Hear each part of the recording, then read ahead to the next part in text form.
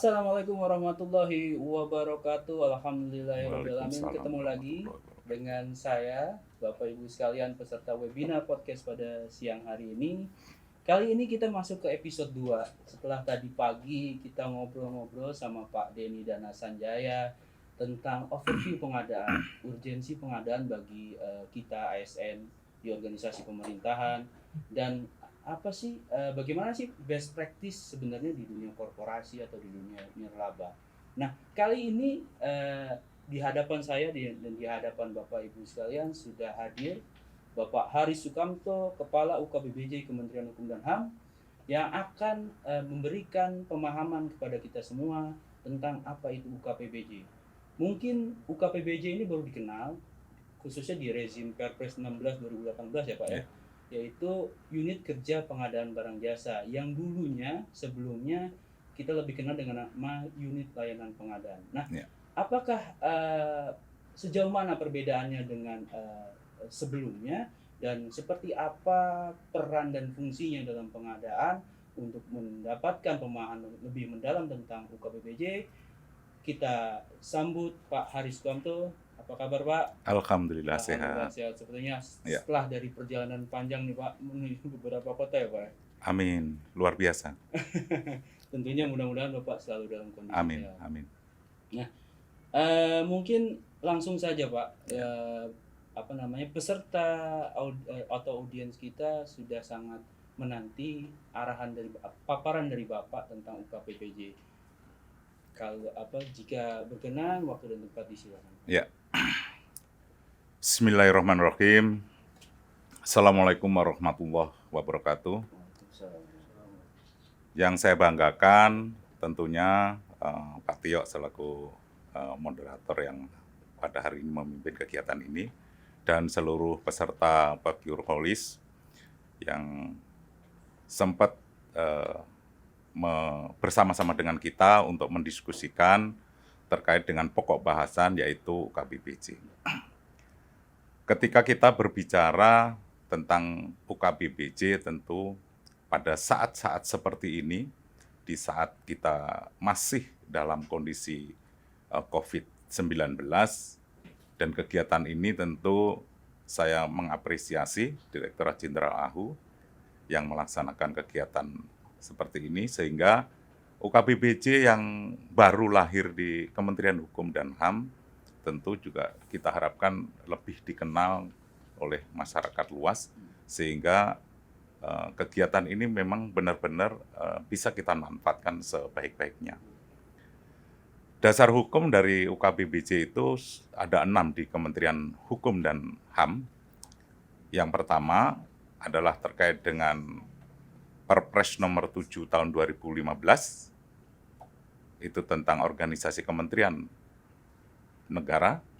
Yang kedua, Perpres nomor 16 tahun 2018, itu tentang pengadaan barang jasa pemerintah.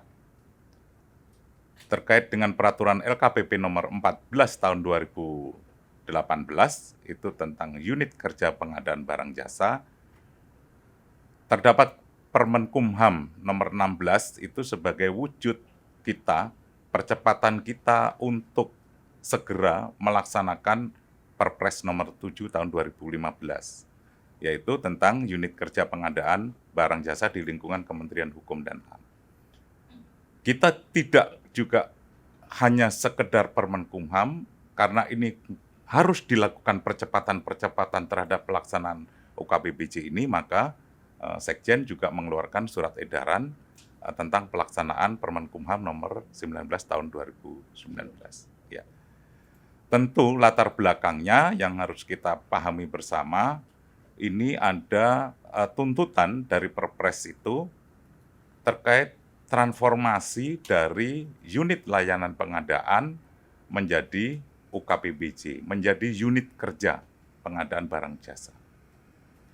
Yang kedua bahwa di dalam Perpres, tepatnya pada peraturan LKPP nomor 14 tahun 2018 di pasal 9 itu, memang diwajibkan agar setiap KL itu dibentuk satu unit UKBBJ yang melaksanakan tugas dan fungsi UKBBJ di seluruh lingkungan KL.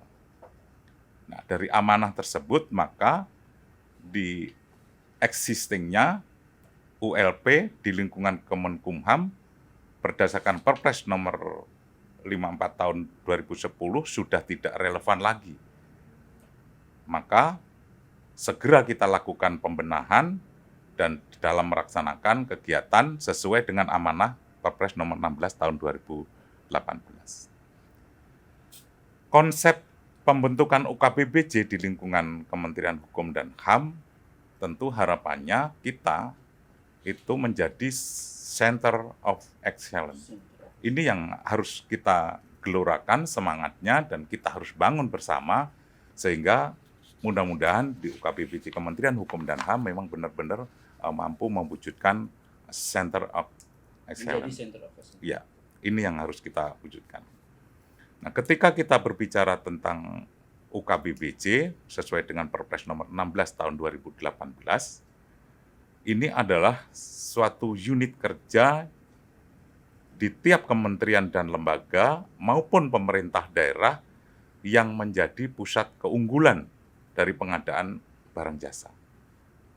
Di pemerintah pusat dan daerah, kementerian UKBBJ ini memiliki peran, memiliki fungsi untuk menyelenggarakan dukungan pengadaan barang jasa. Kebetulan di Kementerian Hukum dan HAM, saya selaku Kepala Biro Pengelolaan Barang Milik Negara, juga selaku UKBBJ. Ada 5 fungsi yang diempu oleh UKBBJ. Yang pertama adalah terkait dengan pengelolaan barang jasa. Yang kedua, pengelolaan layanan pengadaan barang jasa secara elektronik. Yang ketiga, membina sumber daya manusianya dan pengelolaan kelembagaan barang jasa. Yang keempat, melaksanakan pendampingan, melakukan konsultasi dan bimbingan teknis. Ini yang harus selalu kita sampaikan kepada seluruh audiens, seluruh masyarakat, agar UKBBJ ini benar-benar menjadikan solusi bagi proses pengadaan barang jasa. Dan tentu adalah tugas-tugas lain yang selalu diberikan oleh pimpinan dalam hal ini kementerian di kita. Arah kebijakan dari kelembagaan UKBBJ atau pelaksana dari pengadaan barang jasa ini bentuknya adalah struktural. Karena bentuknya struktural, maka ke depan kita harus memiliki dukungan finansial yang cukup. Karena di dalamnya adalah kegiatannya mencakup seluruh kementerian, maka UKBBJ di Kementerian Hukum dan HAM sesuai dengan kemarin ketika kami webinar itu memang sudah kita sepakati nanti akan dialokasikan anggaran khusus terhadap kegiatan yang dilakukan oleh UKBBJ. Artinya dari setiap eselon 1 akan support gitu. Seluruh unit yang ada di bawah Kementerian Hukum dan HAM itu akan mensupport karena di direktorat-direktorat ini kan juga memiliki jajaran di tingkat sampai di tingkat wilayah atau di tingkat satker. Termasuk di dalamnya adalah SDM, bahwa seluruh pokmil, kelompok pemilihan yang ada di wilayah, yang ini bukan merupakan ad hoc seperti yang ada di ULP. Ya, tetapi mereka adalah diangkat selaku jabatan fungsional khusus terkait dengan pengadaan barang jasa. Nah, ini perluasan peran inilah yang sebetulnya yang harus dipahami oleh seluruh jajaran yang ada di Kementerian Hukum dan HAM dan masyarakat pada umumnya, sehingga kita memang sangat berharap dan pemerintah melalui Perpres itu mewanti-wanti kepada kita untuk menjadi lebih profesional lagi, lebih independen lagi dalam pelaksanaan pengadaan barang jasa. Ini yang terpenting yang ingin kita sampaikan.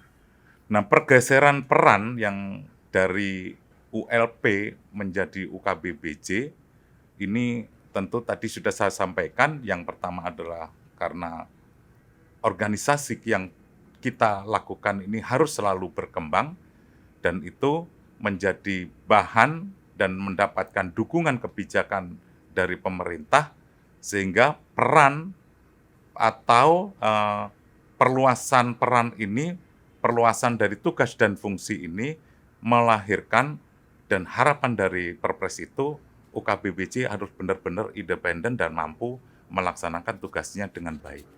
Kalau ULP yang dahulu ini perannya sangat terbatas, tetapi justru di UKBBJ ini peran kita sangat luar biasa. Kalau di WLP hanya pemilihan penyedia. Pemilihan saja, Iya. tapi di UKBBJ ini kita di SDM kita harus mampu memberikan pembinaan, pelaksanaan kegiatannya kita juga harus mendampingi, memberikan akses, dan alhamdulillah kemarin ketika Kementerian Hukum dan HAM melakukan MOU dengan LKPP, termasuk di dalamnya adalah memberikan advis atau akses kepada seluruh pemangku kepentingan pengadaan barang jasa apabila di dalam pertengahan perjalanan terhadap permasalahan hukum kita sudah mendapatkan perlindungan dari LKPP. Ini yang menjadi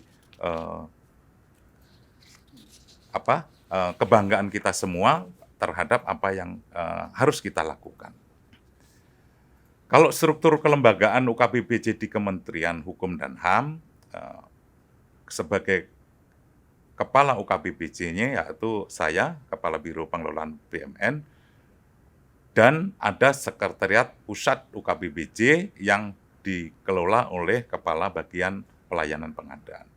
Di tingkat wilayah, di sana ada penanggung jawab UKBBJ, termasuk di dalamnya adalah kalau di tingkat pusat itu sekretariatnya atau penanggung jawabnya itu para ses, kalau di tingkat wilayah itu adalah kepala divisi administrasi.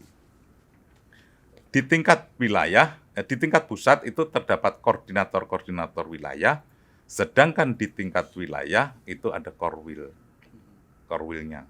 Sekretariat wilayah yang diampu oleh kepala bagian umum dan di bawahnya adalah pokmil-pokmilnya.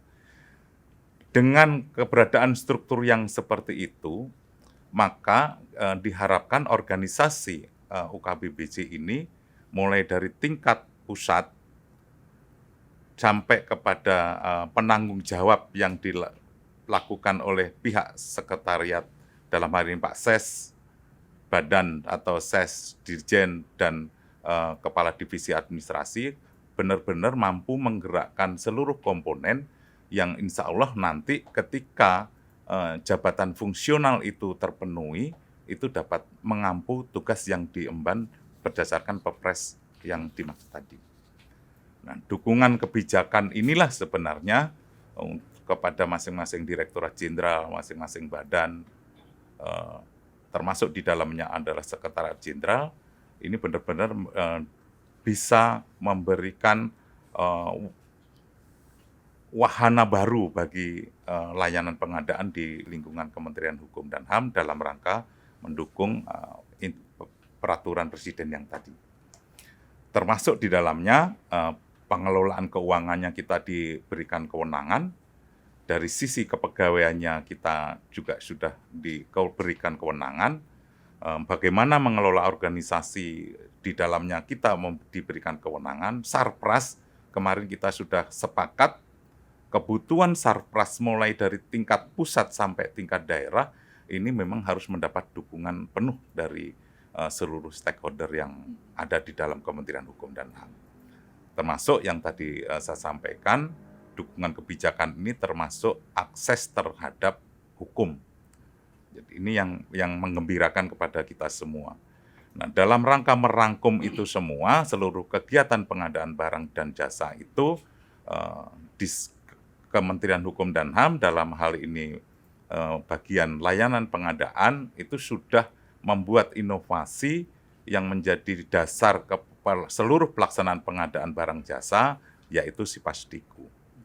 Sistem ini mempermudah kita selain memberikan akses untuk memonitor seluruh perkembangan pengadaan barang jasa, termasuk di dalamnya pengajuan permohonan POKWIL yang dari tingkat wilayah sampai ke tingkat pusat ini bisa diakomodir di dalam Sipastiku ini.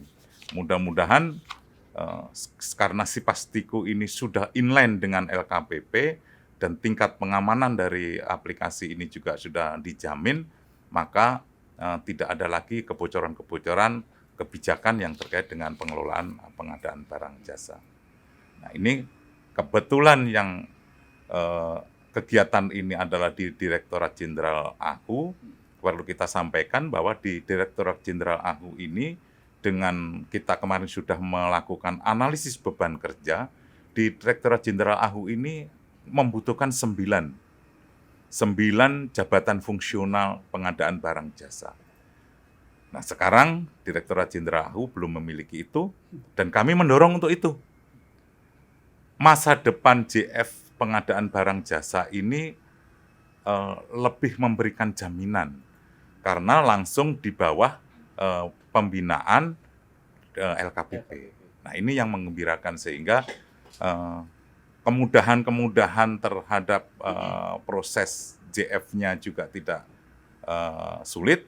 Perhitungan terhadap apa nanti yang akan dicapai oleh seluruh jabatan fungsional ini kemarin sudah kita bahas dengan teman-teman di LKPP, dan alhamdulillah sekarang ini dari daerah-daerah sudah mulai masuk di jajaran kita di UKBBJ dan mendukung kegiatan yang kita lakukan.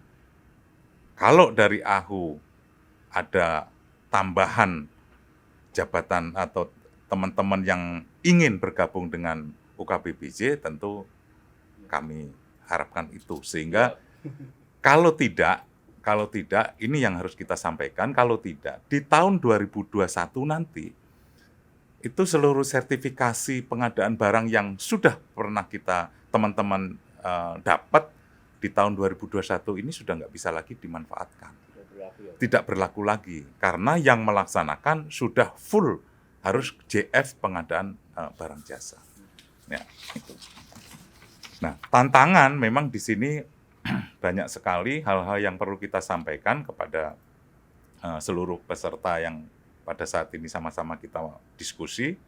UKBBJ Kementerian Hukum dan HAM itu bagaimana kita meningkatkan kompetensi seluruh yang sudah masuk di dalam jabatan fungsional di UKBBJ.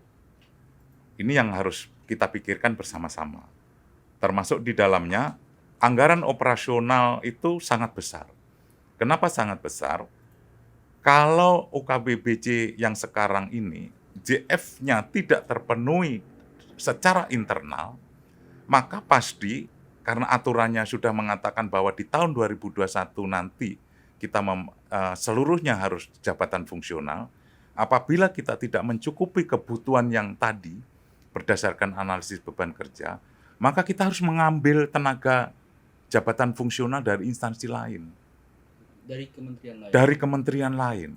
Bisa dari pemerintah daerah, sesuai dengan keperuntukannya, sesuai dengan lokusnya. Maka perlu biaya yang lebih besar. Biaya komunikasi juga. Tidak hanya komunikasi dan koordinasi, tetapi juga akomodasi perjalanan ke tempat yang akan dilakukan proses pengadaan barang jasa, memfasilitasi para JF yang dari instansi eksternal ini juga malah lebih besar biayanya. Maka harapan kami ini sebetulnya mampu terpenuhi di lingkup Kementerian Hukum dan HAM. Termasuk sarana dan prasarana yang saat ini kami masih juga belum sepenuhnya bisa memberikan sarana dan prasarana yang cukup, tetapi bahwa atas dukungan dari seluruh direktorat, badan, dan sekjen sangat mendukung terkait dengan kegiatan ini, di seluruh wilayah itu juga harus mendapatkan sarana dan prasarana yang cukup. Sehingga teman-teman yang akan melaksanakan tugas baik di tingkat pusat maupun di tingkat wilayah itu tidak kesulitan lagi. Dan tidak numpang-numpang lagi kepada kegiatan-kegiatan yang lain. Termasuk bahwa kegiatan UKBBJ ini juga dalam rangka pemenuhan penilaian maturitas yang saat ini tingkat kematangan kita sudah masuk ke level 3, yaitu proaktif. Sehingga LKPP sangat mengapresiasi ini. Mudah-mudahan teman-teman semua, inilah UKPBJ Kementerian Hukum dan HAM yang kita miliki, dan kepada peserta lain yang di luar Kementerian Hukum dan HAM, inilah UKPBJ sebagai tindak lanjut dari unit layanan pengadaan yang sudah bertransformasi berdasarkan Perpres. Mungkin itu yang ingin saya sampaikan. Baik, terima kasih Bapak. Tadi saya coba menggaris bawahi beberapa paparan Bapak. Artinya UKPBJ Kemenkumham ini berlokasi di Sekretariat Jenderal ya Pak, Ya. di bawah Biro Pengelolaan BUMN. Dan di setiap unit eselon 1 atau kantor wilayah ada sekretariat Perwakilan. UKPBJ. Betul. Dan memang berdasarkan kajian atau riset kita yang sudah berjalan, memang format seperti ini ya Pak, yang paling tepat dengan jumlah satker Kemenkumham yang sangat banyak. Ya. Baik. Tadi saya coba coba mendalami lagi masalah arah kebijakan kelembagaan pengadaan barang jasa kita Pak. Ada kebijakan memiliki anggaran yang memadai Pak. Yeah. Tentunya di pertemuan kita beberapa waktu lalu juga Pak sudah disepakati ya ada dukungan dari setiap unit eselon 1 ataupun biro di Sekretariat Jenderal yang akan mendukung kinerja UKPBJ.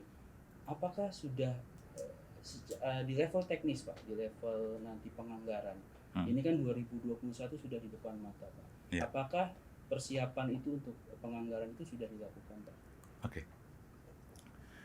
Jadi kemarin berdasarkan hasil dari kesepakatan bersama dan Biro Perencanaan, dalam hal ini Biro Perencanaan Sekretariat Jenderal, itu sudah mengalokasikan memang anggaran khusus terkait dengan kegiatan dalam rangka mendukung operasional UKPBJ. Tetapi dari Direktorat Jenderal badan yang ada di Kementerian Hukum dan HAM juga harus menyiapkan diri, membantu, mendukung operasional yang nantinya dibutuhkan sekretariatnya dalam rangka melaksanakan kegiatan itu.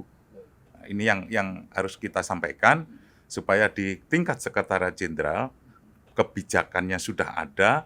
Nah, di tingkat Direktorat Jenderal juga harus mempersiapkan itu agar ketika nanti masing-masing Direktorat Jenderal itu melaksanakan kegiatan pengadaan barang jasa dan kebetulan di direktorat itu tidak memiliki jabatan fungsional, kita sudah bisa harus memakai JF dari kementerian lain maupun dari pemerintah daerah yang harus kita biayai.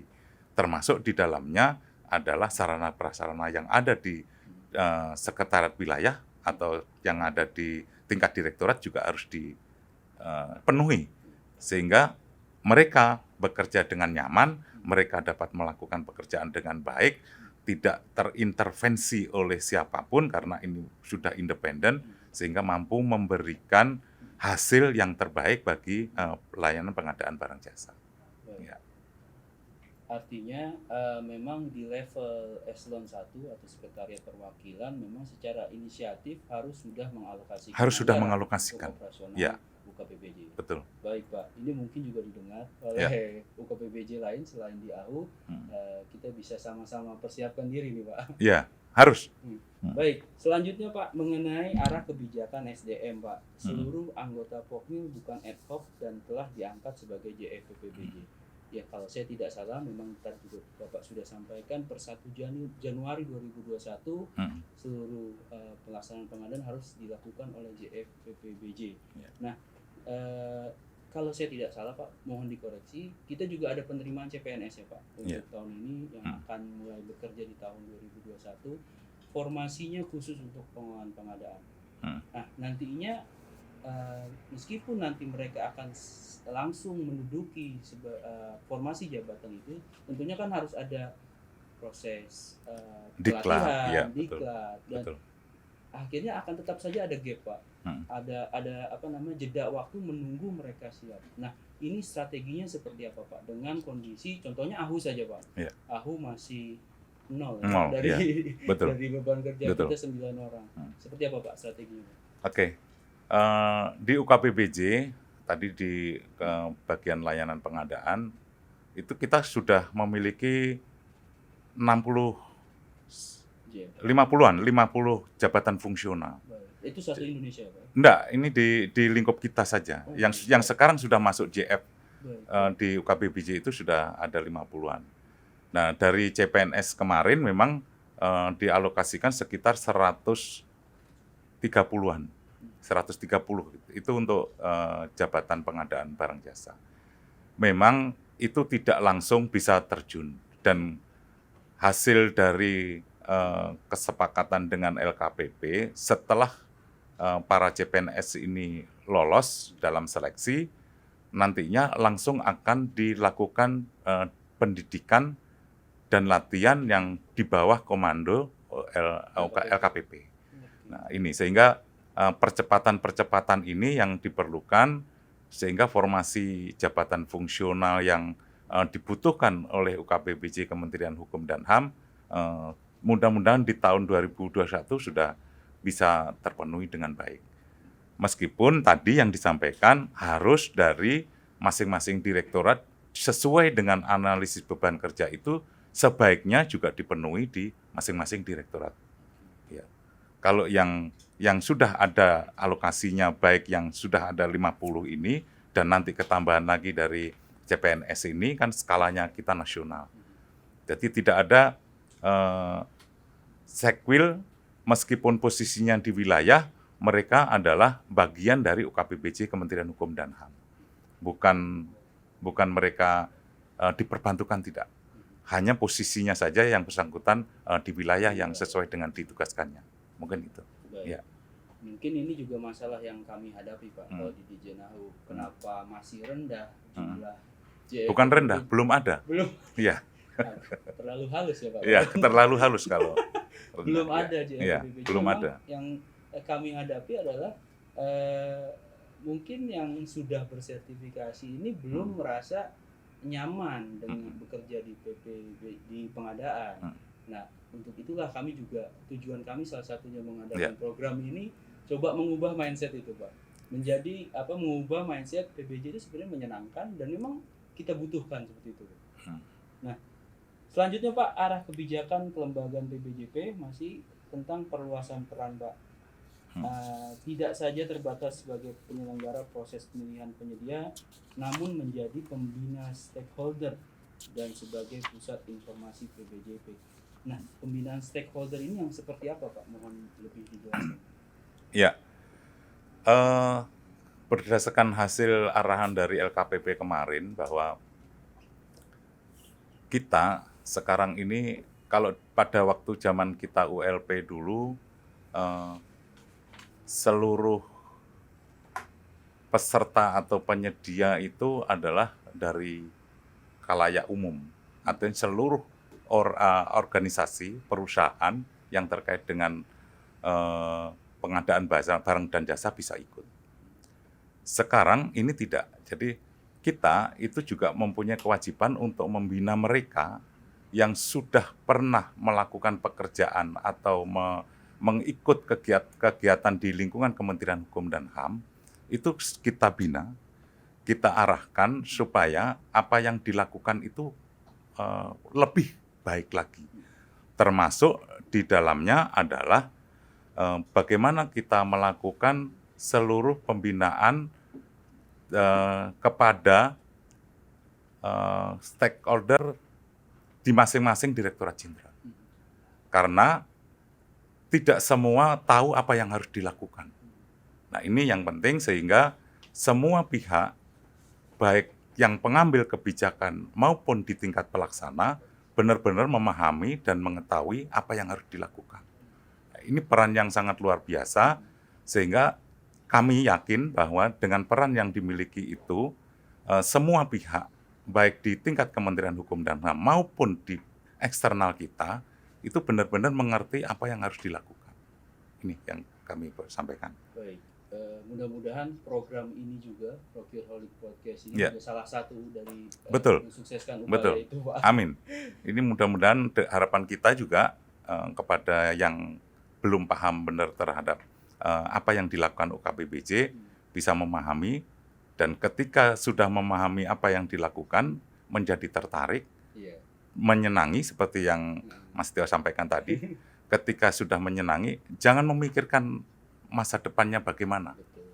Tetapi ayo kita perbaiki Kementerian Hukum dan HAM ini, ayo kita sama-sama bekerja supaya kita lebih baik lagi dalam proses pengadaan barang jasa Amin. di tahun-tahun Amin, ke ya depan. Rabbal Ya. Alamin. Amin. Mudah-mudahan. Baik. Kalau dalam pengadaan barang jasa, Pak, kan kita kenal ada beberapa pelaku pengadaan istilahnya. Ada PPK, Iya. ada Pokmil, ada pejabat pengadaan. Hmm. Nah, UKPBJ itu sebenarnya satu wadah nggak sih, Pak, dengan PPK, Pak? Karena yang saya perhatikan, PPK lebih ke pengelola keuangan, Pak. Iya. Nah, menurut pandangan Bapak seperti apa? Kalau PPK itu secara struktural itu pemangku kebijakan terkait dengan keuangan, ya. Tetapi di dalam proses pengadaan barang jasa, PPK itu harus masuk di dalamnya. Karena seorang PPK, dia juga harus memahami terhadap proses pengadaan barang jasa. Jadi tidak bisa dipisahkan. Sehingga ketika kami melakukan pembinaan terhadap seluruh pelaku pengadaan barang jasa, tidak hanya pada jabatan fungsional pengadaan barang jasa saja, tetapi juga harus di dalamnya PPK kita libatkan supaya pemikiran kita, visi kita itu sama, sehingga pelaksanaannya hasilnya pun juga sama, yang terbaik bagi pengadaan barang dan jasa. Nah, ini yang sering terjadi, contohnya di AHU saja, Pak. Masih sering terjadi, terkadang PPK ini masih hanya berkiblat ke aturan tentang keuangan. Padahal ada aturan lain, yaitu aturan tentang pengadaan barang jasa pemerintah yang juga harus dipahami PPK.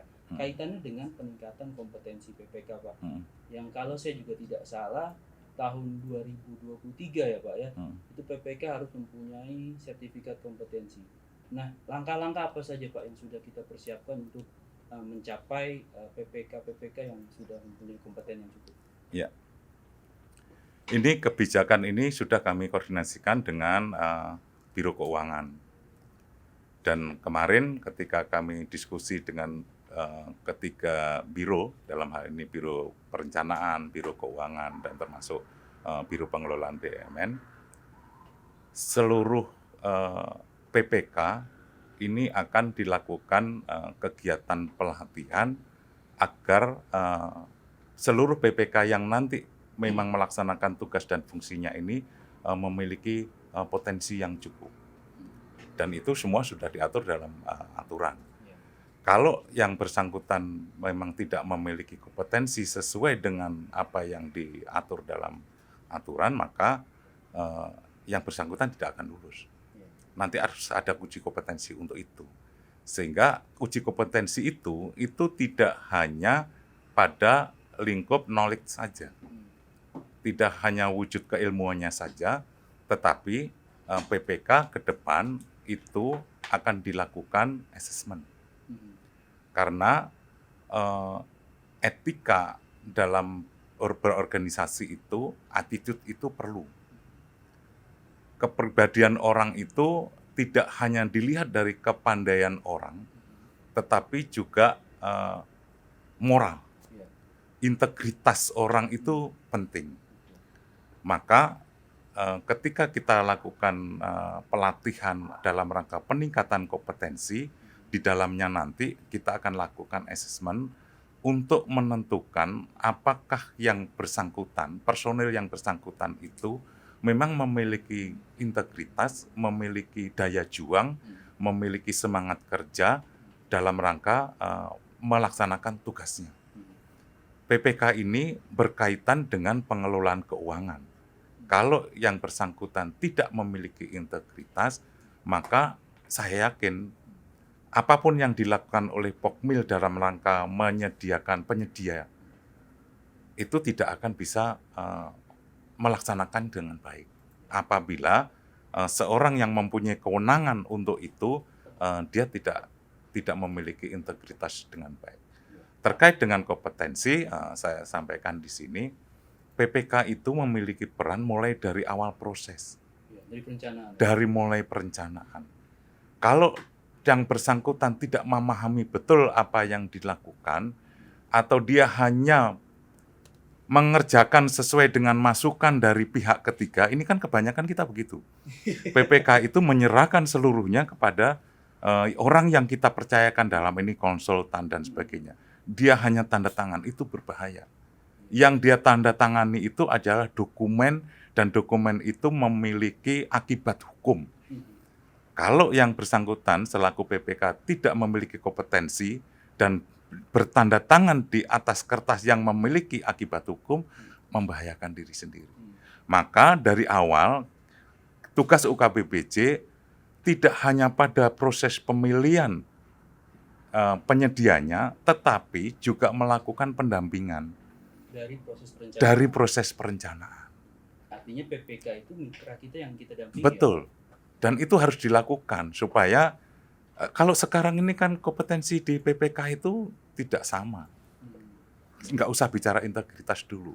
Kompetensi saja itu tidak sama. Sehingga harus selalu dilakukan pendampingan. Dan alhamdulillah kita kan punya grup nih.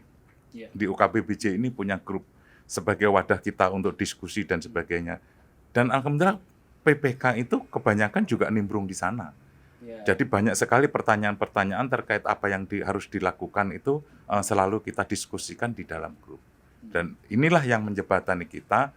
Ya, ini bentuk corporate university itu sebetulnya sudah terbentuk di dalamnya ketika kita ya di grup yang dibangun oleh teman-teman di UKBPJ itu.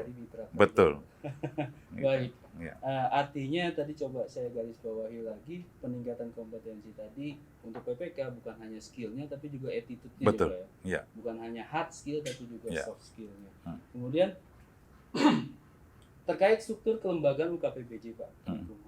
Kalau di Perpres kan disebutkan layanan pengadaan secara elektronik itu sudah melebur dalam UKBPJ. Betul. Cuman kondisi di Kemenkumham seperti apa? Apakah Pusdatin yang selama ini sebelum era UKBPJ lahir memang dia pengelola LPSE, apakah memang sudah melebur dengan UKBPJ? Iya. Kondisi saat ini belum. Kondisi saat ini belum, masih di bawah naungan Kapusdatin, Kepala Pusat Data dan Informasi. Tetapi karena struktur kelembagaan UKBPJ ini mengharuskan bahwa layanan LPSE ini berada di bawah UKBPJ, pasti nanti ini menjadi bagian dari kebijakan dari Sekretariat Jenderal, dalam hal ini KUKBPJ, untuk meminta kepada pimpinan dalam hal ini Sekretaris Jenderal agar struktur ini menjadi tambahan daripada UKBPJ. Jadi yang tadinya dikelola oleh Pusdatin nantinya akan kita turunkan menjadi tambahan di jajaran di Biro Pengelolaan BNN menjadi bagan yang baru. Bagan yang baru. Dan artinya nanti pada saat penyederhanaan birokrasi, Pak. Betul. Ini sudah kita sampaikan ke pimpinan, kita harus menindaklanjuti ini, dan ini harus cepat, kita tidak bisa buang-buang waktu lagi, supaya kelengkapan dari UKBPJ ini menjadi semakin jelas, semakin lengkap, sehingga ini harus dilakukan. Dan saya yakin pimpinan, dalam hal ini Bapak Sekretaris Jenderal, menyetujui ini. Dan kita dorong ke Menpan agar kegiatan dari UKBPJ ini terpenuhi secara struktur, bahwa LPSE itu menjadi bagian tambahan dari bagan yang ada di struktur UKBPJ. Mungkin kami persilahkan dulu kepada Bapak Ibu yang ingin mengajukan pertanyaan, apakah bisa menggunakan forum chat pada Zoom atau kolom komentar pada live YouTube. Belum ada? Baik. Mungkin sambil menunggu, Pak, pertanyaan dari peserta kita. terkait tantangan UKPBJ Pak yang dihadapi oleh UKPBJ Kemenkumham. Saya yang tadi dipaparkan, kalau dari sudut pandang saya pribadi ya Pak, apakah konsolidasi pengadaan juga menjadi salah satu tantangan yang dihadapi oleh UKPBJ Kemenkumham? Konsolidasi bukan tantangan. Konsolidasi pengadaan itu sebuah solusi. Justru solusi ya Pak? Sebuah solusi. Karena konsolidasi pengadaan itu mengakomodir seluruh kepentingan karena jabatan fungsional kita yang pertama terbatas. Daerah kita sangat luas. Pengadaan kita sangat luar biasa. Apalagi yang saat ini lagi booming-boomingnya, dan ini menjadi banyak temuan ketika pemeriksaan keuangan. Kenapa kita konsolidasi ini menjadi bagian dari solusi? Ada satu wilayah yang memiliki karakteristik yang sama. Kami ambil contoh kemarin adalah pengadaan Bama. Pengadaan Bama itu satu wilayah, dalam hal ini 5 satker yang posisinya berdekatan, itu harusnya seluruh sub-item itu bisa sama harganya. Tapi ternyata karena mereka masing-masing memiliki PPK, masing-masing memiliki harganya beda-beda. Harga cabai, harga bawang, harga ikan yang dibutuhkan dalam satker itu ngambilnya di tempat yang sama, tapi mereka harganya berbeda-beda. Dan ini menjadi bahan temuan pemeriksa baik internal maupun eksternal. Maka dengan konsolidasi pengadaan ini, yang berdekatan bisa ngumpul menjadi satu, bisa membentuk komponen-komponen yang diadakan pasti sama, sehingga nilainya per sub kegiatan itu menjadi sama. Dan itu saya yakin kalau semuanya sudah clear, semuanya sudah sepakat dengan nilai yang diperoleh, ketika dimunculkan menjadi proses pelelangan pun juga tidak menjadi masalah. Dan ini yang sedang digarap atau digalakan oleh UKPBJ Kemenkumham ya Pak? Ya. Khususnya untuk pengadaan Bama? Khususnya untuk pengadaan Bama. Dan tidak menutup kemungkinan untuk jenis modal? Pasti, karena pengadaan ini kan berdasarkan wilayah. Dan masing-masing wilayah mempunyai standar barang yang berbeda-beda. Ketika satu wilayah memiliki standar barang yang sama, satu wilayah, meskipun kita mengadakan barang-barang apapun, kalau yang diadakan barangnya sama, nilainya harus sama. Mudah-mudahan kalau sudah seperti itu, mutu atau kualitas yang dihasilnya pun juga sama. Dan tidak terjadi nilai atau akuntabilitas dari hasil itu dipertanyakan kembali oleh pemeriksa. Mungkin ini juga yang jadi momok ya Pak, bagi kami di pengadaan. Pemeriksaan itu selalu bikin tegang duluan gitu. Padahal sebenarnya kalau kita prosesnya sesuai prosedur dan tidak ada fraud di situ, seharusnya itu tidak menjadi hambatan gitu ya Pak. Maka integritas itu penting. Betul. Ini yang utama. Cara mengukur integritas gimana Pak? Ya, pasti kalau seseorang yang sudah mempelajari ilmu psikolog, bisa ya Pak? Pasti bisa. Pasti itu. Ahlinya di bidangnya. Baik Pak. Sudah ada pertanyaan yang masuk? Belum. Baik.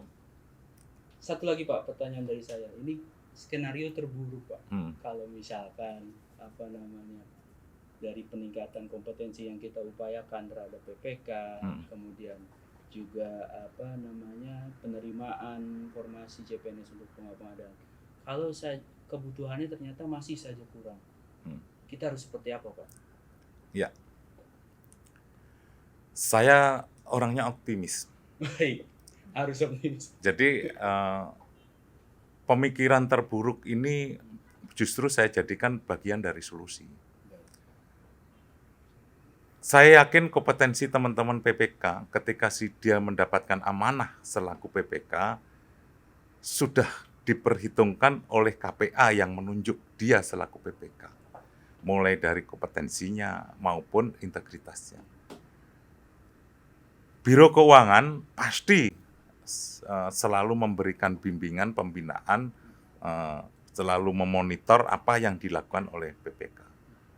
Kami di jajaran Biro Pengelolaan BUMN, termasuk KUPBJ, juga selalu mewarning kepada PPK, kepada Pokmil yang ditunjuk untuk melaksanakan seluruh amanah yang diberikan itu dengan baik.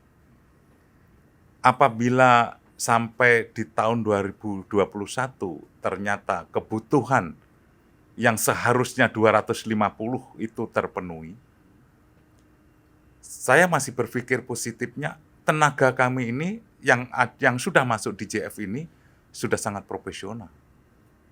Sudah sangat profesional. Tugas yang diberikan selama ini itu mampu diemban dengan baik. Maka saya yakin di Sekwil itu sudah memperhitungkan itu. Di tahun ke depan apabila harus dilaksanakan juga bahwa pelaksanaan pengadaan itu melalui JF, kami siap. Kami sudah siap, strateginya kami sudah susun, teman-teman di layanan pengadaan sudah siap untuk melakukan itu. Jangan salah, ini di teman-teman di JF ini, selain dia berperan di JF di Kementerian Hukum dan HAM, dia juga masuk di asosiasi dan menjadi tenaga ahli di konstruksi yang IAKPI ya. Ini juga menjadi bagian yang mendorong kita, memberikan semangat kita. Dia juga menjadi narasumber kepada teman-teman yang lain. Ya sekarang sebelum itu terjadi ya sebaiknya ayo teman-teman yang sekarang sudah bersertifikasi, ayo bareng-bareng dengan saya bergabung di UKPBJ. Supaya kita tidak kesulitan lagi, nggak ngambil tenaga dari luar, kita bisa selesaikan sendiri apa yang harus kita lakukan. Mungkin artinya kita harus tetap optimis ya Pak? Tetap optimis. Ya. Ini mungkin teman-teman user atau teman-teman di luar pengelola pengadaan juga jangan ragu, kita punya pengelola pengadaan yang kompetensinya sudah sangat mumpuni ya Pak ya. Jadi apapun kebutuhan Anda silakan datang ke kami, kami dampingi, kami coba penuhi kebutuhan barang jasa Bapak Ibu sekalian. Nah, tadi sempat disinggung juga soal maturitas UKPBJ Pak. Ya. Boleh cerita sedikit Pak, ini maturitas ini apa dan mengapa penting untuk bagi kita Pak, bagi UKPBJ Kemenkumham? Ya. Maturitas itu adalah level yang diberikan lembaga kepada seluruh kementerian yang melaksanakan. Oleh LKPP. Oleh LKPP. Nah, ada beberapa komponen yang harus dicapai, ada 9 komponen, dan kita sudah mampu 6 dari 9 itu. Ada 3 yang belum, dan ini 3 ini sudah kami dorong.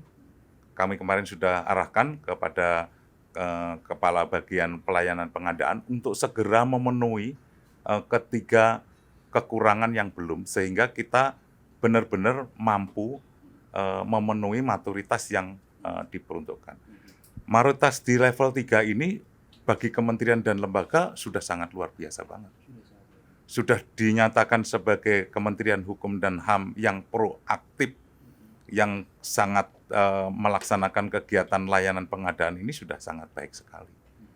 Saya yakin teman-teman atau dari LKPP dalam memberikan penilaian terhadap apa yang kami lakukan, mulai dari kelembagaan, pengorganisasian, SDM-nya, pengelolaan SDM-nya, tidak diragukan lagi. Sehingga memberikan level 3 ini sudah memberikan jaminan kepada Kementerian Hukum dan HAM sebetulnya sudah bisa go. Sudah bisa go. Ya. Nah, ini juga yang kemarin sempat disinggung Pak pada acara Monef pengadaan barang jasa konstruksi yang diadakan oleh Kemenkumham. Kementerian Keuangan sampai mau mengadopsi standar maturitasnya Pak. Betul. Dan mudah-mudahan kita doakan juga semoga UKPBJ Kemenkumham bisa mencapai maturitas yang ideal ya Pak. Ya. Kemenkumham juga tidak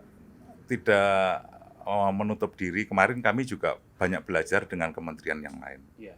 Jadi kita harus banyak belajar dan kita harus tidak malu terhadap apa yang kekurangan kita. Dari situ kita bisa mengambil hikmah apa yang sudah dilakukan kementerian lain yang sangat luar biasa, kita juga bisa. Kita bisa adopsi. Ya. Kita bisa adopsi. Dan mengadopsi itu tidak perlu malu.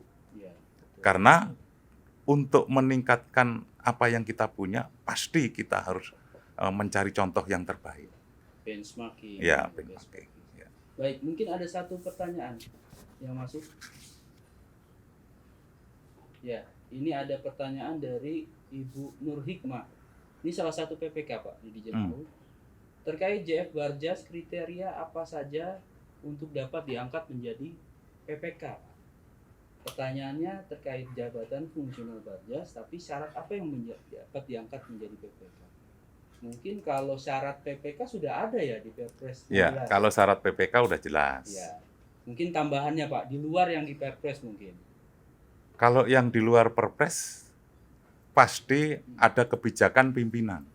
Ya. Kebijakan pimpinan itu di dalamnya adalah pimpinan pasti bisa menilai yang bersangkutan ini terkait dengan integritasnya, terkait dengan bagaimana kemampuan yang bersangkutan untuk mengkoordinasikan seluruh kegiatannya. Kalau yang pintar banyak, Betul, Pak. yang pintar banyak. Mensinergikan seluruh kegiatan itu yang belum tentu masing-masing orang. Nah, saya yakin pimpinan bisa untuk itu. Kalau JF, itu tentu yang pertama, yang bersangkutan, yang sudah menjabat ataupun yang yang sudah menjabat struktural maupun yang masih staf biasa, staf umum, itu boleh-boleh saja. Yang menjabat struktural, selama jabatan struktural itu, kan ini banyak nih teman-teman yang perancang dan sebagainya, penyuluh hukum, pengen bergabung ke kita. Yang terpenting dari organisasi yang bersangkutan sudah terpenuhi. Untuk perancang butuhnya 9 sudah terpenuhi. Yang bersangkutan ingin berpindah ke jabatan fungsional pengadaan, boleh diizinkan. Dan ini kemarin kami sudah ke Biro Kepegawaian, salah satu syaratnya adalah itu, kuota dari masing-masing organisasi itu sudah terpenuhi, boleh. Tapi kalau belum, jangan. Karena mereka juga membutuhkan tenaganya. Nah, setelah itu, mendaftar, sesuai dengan kebutuhannya, dilakukan tes. Tetap harus melalui uji kompetensi juga. Lolos uji kompetensi, baru kita selesaikan secara administratifnya. Gampang kok. Nanti koordinasi, kita sering ngobrol-ngobrol dengan teman-teman di UKPBJ pusat, ayo gabung ke sana, kita berbicara diskusi, supaya teman-teman masuk ke UKPBJ ini tidak gamang, tapi memiliki kepastian apa yang dilakukan, masa depan saya seperti apa. Itu sih. Baik Pak, tadi juga coba memperdalam lagi pertanyaan dari Bu Nur Hikmah. Sempat ada persyaratan PPK itu harus memiliki kompetensi manajerial level 3 Pak, tapi sekarang sudah dihapus. Nah, menurut pandangan Bapak perlu nggak Pak? Kalau kompetensi manajerial level 3 berarti kan sudah pernah ikut diklat PIM 3 ya Pak ya? Dan atau setara dengan eselon 3. Menurut pandangan Bapak, apakah memang PPK cocok tuh dijabat oleh seorang pejabat struktural administrator ya sekarang istilahnya, atau tidak perlu? Seperti apa Pak? Di awalnya kebijakan itu muncul, pasti ada latar belakangnya. Latar belakangnya tentu ketika yang bersangkutan sudah pernah mengikuti diklat PIM, itu manajerial seseorang itu sudah tidak diragukan lagi. Sudah terbentuk. Sekarang dihapuskan karena yang pertama, orang melihat dari kompetensi. Banyak sekali teman-teman yang sudah pernah ikut PIM dan sebagainya, atau sekarang menduduki jabatan, tetapi terhadap pelayanan pengadaan jasa, dia tidak memiliki untuk itu. Nah, berbalik, lebih diutamakan kemampuan untuk proses pengadaan barang jasanya, dia paham, termasuk apa yang harus dilakukan selaku PPK, dia lebih memahami, itu yang lebih diutamakan. Saya sangat sepakat ketika itu dihapus, sehingga orang tidak terkungkung bahwa saya sudah menjabat struktural, saya juga harus menjabat sebagai PPK. Padahal dia tidak tahu apa-apa tentang apa yang harus dilakukan. Lebih bagus orang yang memang ahlinya, profesional di bidangnya, dia menduduki jabatan itu, sehingga dia sudah tahu apa yang harus dilakukan. Mana yang salah, mana yang tidak betul, mana yang sesuai aturan, mana yang tidak sesuai aturan, berarti dia sudah tahu. Kalau sudah tahu dia melakukan kesalahan juga, ini yang sangat luar biasa. Baru nanti urusannya. Baru urusannya yang lain. Ya. Baik. Ya. Ada pertanyaan lagi mungkin dari peserta? Ada 2? Baik, ada dari Giver Om Pusunggu. Wah, ini film saya waktu kecil ini guys. Izin bertanya, menilik tema sesi podcast pada siang hari ini yaitu UKPBJ New Hope. Apa saja strategi UKPBJ Kemenkumham yang memunculkan harapan baru untuk membuat pengadaan barang jasa yang dilakukan Kemenkumham menjadi lebih baik lagi, profesional, akuntabel, dan transparan, tambahin sinergi dan inovatif ya. Jadi Pak. Baik Pak, silakan dijawab Pak. Ya, pasti UKPBJ Kementerian Hukum dan HAM banyak hal yang sudah dilakukan. Salah satunya yang sering kita lakukan adalah bagaimana seluruh masyarakat Kemenkumham sendiri, warga Kemenkumham sendiri mengetahui apa yang dilakukan melalui webinar, diskusi-diskusi, kita membuat grup, membuat web yang terkait dengan apa yang sudah kami lakukan. Strategi-strategi itu agar apa yang kami lakukan itu dilihat oleh orang. Apa yang kami lakukan itu bisa menjadi bahan. Apabila kami ada yang kurang, pasti ada masukan. Kritik, saran untuk perbaikan. Ya, itu. Itu yang pertama. Yang kedua, kepada teman-teman yang masuk di jajaran JF UKPBJ, pembinaan akan selalu dilakukan. Itu berkesinambungan. Dan LKPP menjamin untuk itu selaku pembina. Maka jangan ragu. Apalagi masa depan. Di Kementerian Hukum dan HAM itu kegiatan pengadaan barang jasa itu mulai dari November sudah kita mulai. Tender dini. Tender dini. Sampai bulan Oktober saja masih ada yang lelang, masih ada yang proses. Tidak ada habisnya dan tidak ada selesainya.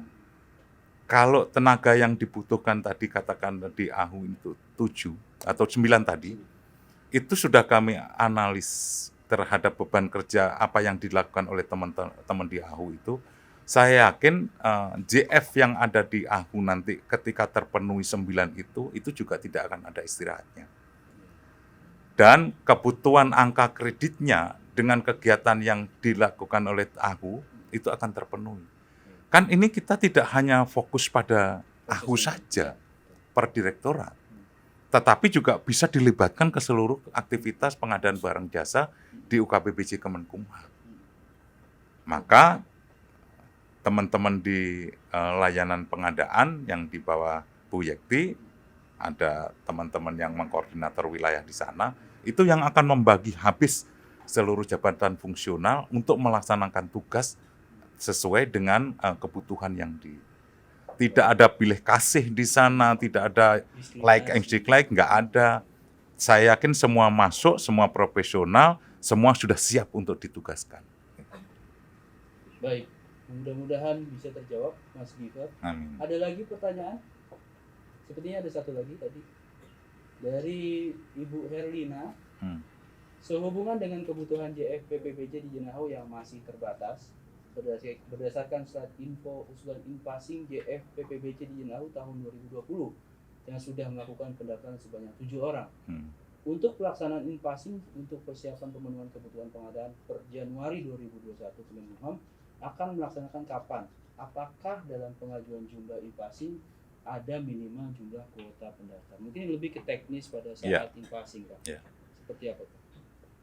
Kalau kuota atau jumlah yang harus mendaftar berapa, nggak ada. Seberapa besar keinginan teman-teman dari Dirjen AHU, Direktorat Jenderal AHU, untuk masuk menjadi bagian keluarga besar UKPBJ, kami terima. Artinya sekarang untuk menuju ke sana, inpasing itu sudah dibuka. Tinggal kemauannya saja. Ayo sama-sama kita bangun UKPBJ Kementerian Hukum dan HAM, kita berikan layanan yang terbaik pada proses pengadaan barang jasa, yang melakukan profesional, hasilnya pasti baik. Itu yang harus diyakini. Kalau bukan kita yang melakukan itu, siapa lagi? Kalau kita minta tolong kepada orang eksternal kita, belum tentu kita mendapatkan hasil yang kita butuhkan sesuai dengan yang kita perlukan. Ya, ibaratnya kalau pakai bahasa sederhananya Pak, kalau nyuruh orang baru kan belum kenal. Belum. Gitu. Ya. Kalau lebih nyaman kan dengan yang sudah kenal. Yang lebih kenal, sudah kita Sudah tahu, trust-nya, Pak. ya. Kita sudah lama bersama, Iya. kita mencari rezeki di sini, tiap hari hadir di kementerian, kita yang melakukan kegiatan itu, sinergitas sudah tidak diragukan lagi, maka saya yakin hasilnya akan lebih baik. Nah, kalau tadi kita lihat analisis beban kerja kita di Jenahu ada 9 orang Pak untuk posisi JFPBBJ. Apakah memungkinkan jika nanti ternyata lebih dari 9 kata beliau? Boleh. Alhamdulillah. Lebih dari 9 boleh. Meskipun nanti penugasannya tidak hanya di Jenahu, kan tugasnya tidak di Jenahu. Iya, bisa satu kementerian. Itu satu kementerian. Bisa nanti tugas ke Jawa Timur, bisa tugas ke Kalimantan. Ya, sama-sama kita lakukan. Ya. Saya tunggu teman-teman di Jenahu. Ya, baik Ya. Pak. Siap. Jangan hanya 7 yang mendaftar. Kalau bisa lebih ya Pak. Lebih banyak, lebih baik. Ya. Ya. Ini sedikit cerita Pak. 7 Ya. orang ini aja prosesnya lumayan panjang ya Pak. Kita udah kayak marketing MLM gitu. Dari orang ke orang untuk mencoba menawarkan ini loh pengadaan, ini loh menariknya, ini loh tantangannya, dan ini loh potensinya ke depan, peluang-peluang karirnya. Kalau tidak salah, saya sendiri kebetulan karena saya anggota Setil Pak yang melakukan tugas itu sudah dari 2018. Alhamdulillah di 2020 ada 7 orang yang Amin, amin. Terima kasih. Tapi alhamdulillah mudah-mudahan bisa bertambah lagi dan mudah-mudahan ke-7 orang yang sudah mendaftar ini bisa segera diangkat menjadi JFPBJ. Amin. Yang penting sekarang sudah dikenal. Baik. Teman-teman sudah mengenal. Kalau tidak mengenal, tidak sayang. Iya, maka kata sayang. Ketika kita sekarang sudah mengenal, sudah tahu apa yang dilakukan, jangan ragu. Masa depan kementerian terkait dengan proses pengadaan layanan barang dan jasa ini ada di tangan kita. Iya. Mari kita kerjakan bersama-sama, kita buktikan bahwa dengan UKPBJ yang ada di Kementerian Hukum dan HAM bisa memberikan kontribusi yang terbaik bagi Kementerian Hukum dan HAM melalui pengadaan barang jasa. Utamanya juga kita bisa melayani user kita, Pak. Betul. Memenuhi kebutuhan barang jasa. Dan mereka, itu dari kita sendiri, betul, bukan dari pihak lain. Ya. Supaya pelayanan publik di Kementerian Hukum dan HAM juga meningkat dan betul, masyarakat mendapatkan pelayanan yang prima. Ya. Ada lagi pertanyaan yang masuk? Belum ada? Baik. Tadi coba saya ulas sedikit Pak dari awal paparan Bapak bahwa memang transformasi kelembagaan ULP menjadi UKPBJ ini adalah menjadi harapan baru bagi kita semua.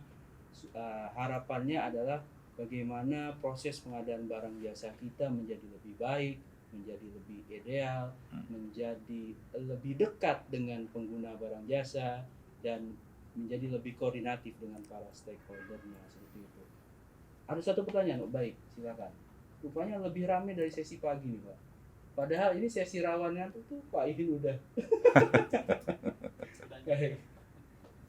Ada dari Mbak Mita di Jenahu.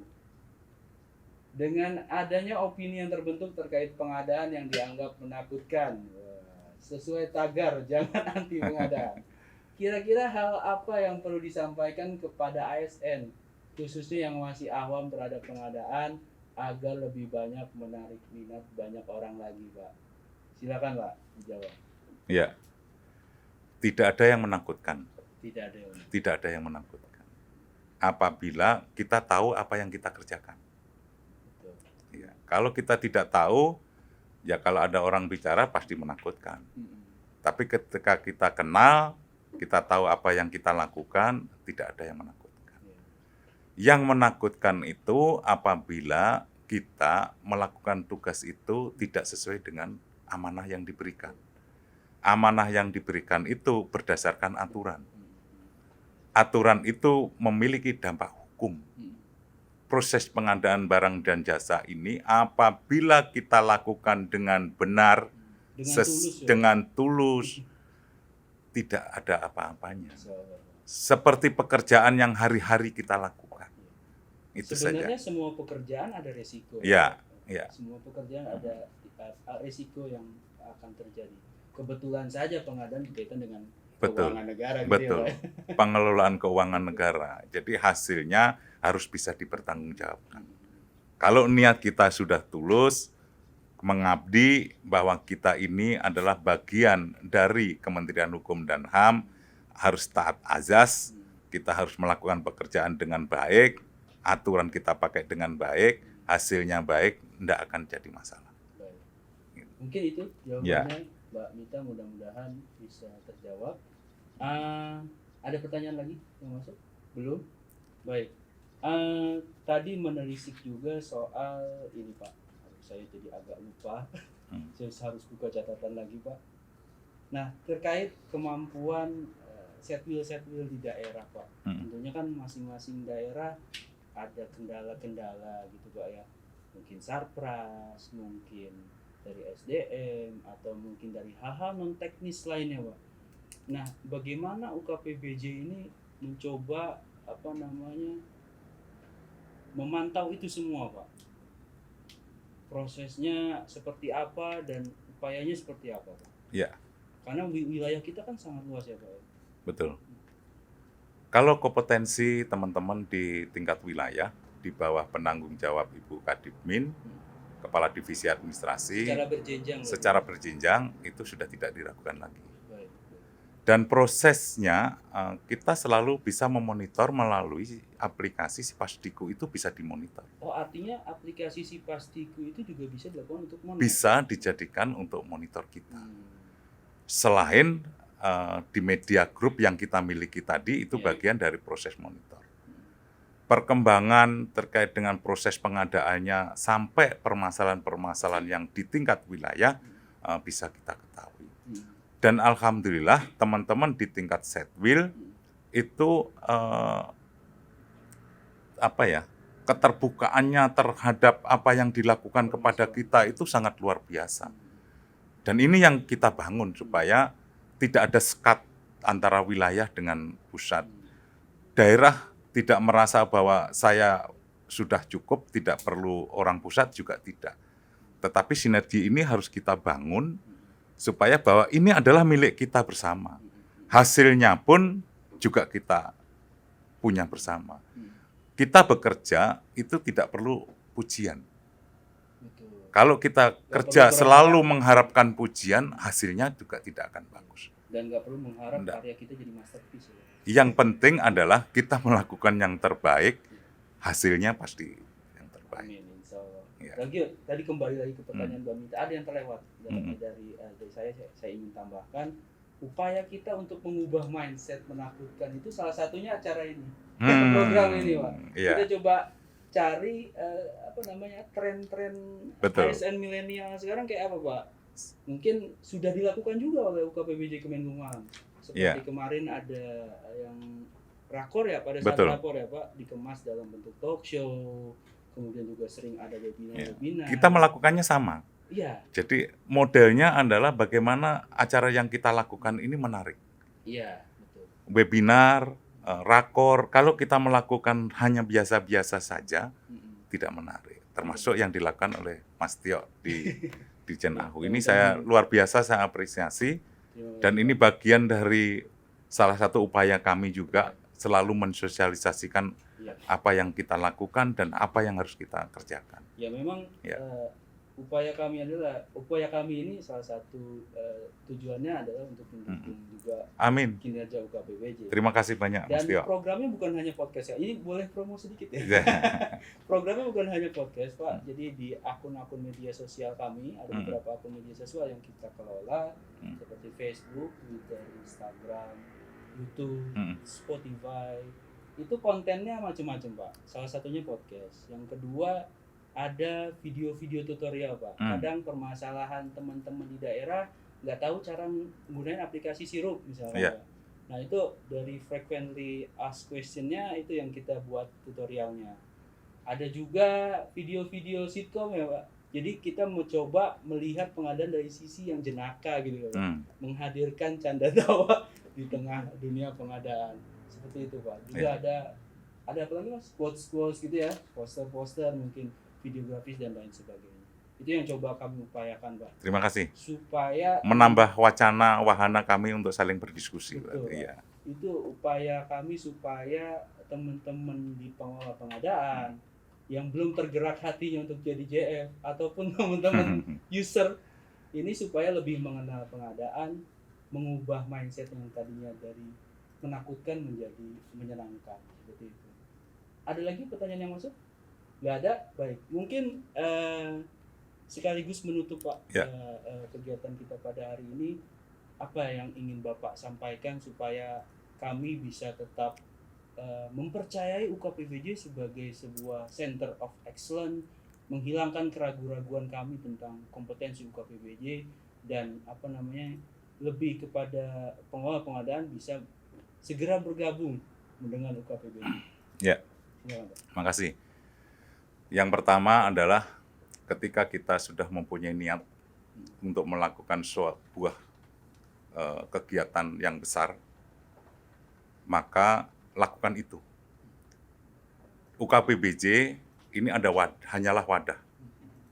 Dan wadah ini harus diisi oleh orang-orang yang memiliki kompetensi yang benar-benar memenuhi persyaratan.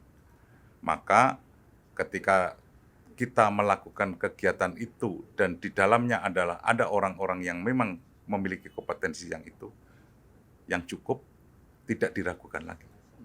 Yang kedua, bahwa ini adalah bagian yang harus kita lakukan karena ada payung hukumnya. Teman-teman, siapapun juga yang akan hadir dan bergabung dengan UKPBJ, UKPBJ memiliki perpres, memiliki aturan dari LKPP, memiliki Permenkumham, memiliki surat edaran dari Sekjen, yang semua memayungi apa yang kita lakukan. Nggak usah ragu, mari kita sama-sama menghasilkan karya yang terbaik bagi Kementerian Hukum dan HAM.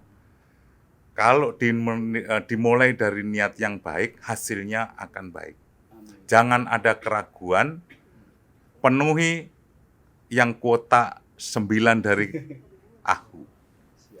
Lebih, alhamdulillah, karena ini pekerjaan kita adalah pekerjaan besar.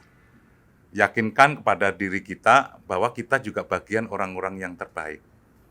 Yakinkan bahwa kita orang-orang yang terpilih. Maka jangan ragu untuk bergabung di UKPBJ. Kami tunggu kreativitasnya, kami tunggu loyalitasnya, kami tunggu kerjasama untuk membangun Kementerian Hukum dan HAM. Siap. Baik, terima kasih kepada Pak Haris Kanto sudah memberikan pendalaman ilmu yang sangat bermanfaat sekali insya Allah.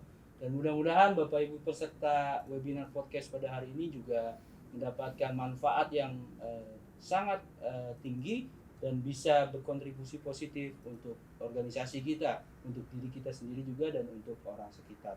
Nah, akhir kata saya ucapkan sekali lagi terima kasih atas waktu dan kesempatannya untuk bergabung dengan kami dalam program ini. Kita berjumpa lagi dalam episode-episode berikutnya. Saya Sastio Haji Darmawan untuk Procureholic Podcast. Sampai jumpa. Assalamualaikum warahmatullahi wabarakatuh. Waalaikumsalam warahmatullahi wabarakatuh.